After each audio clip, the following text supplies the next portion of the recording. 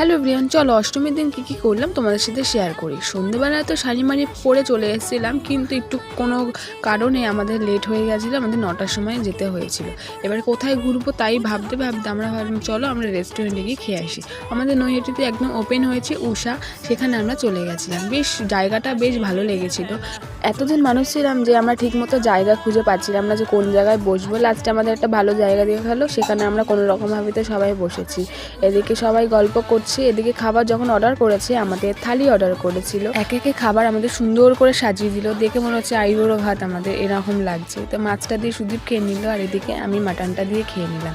কিন্তু সবই ঠিক ছিল, আমরা যা খাবার অর্ডার করেছিলাম কিছু খাবার পেয়েছিলাম আর কিছু খাবার পাইনি। পুজোর সময় হয়তো মিস্টেক হয়ে গেছিলো। তারপরে একটা রাস্তায় এসে সুন্দর সুন্দর করে ভিডিও তুলে নিলাম। তারপরে চলে আসলাম আমার বাড়ির কাছে কিছু প্যান্ডেলে।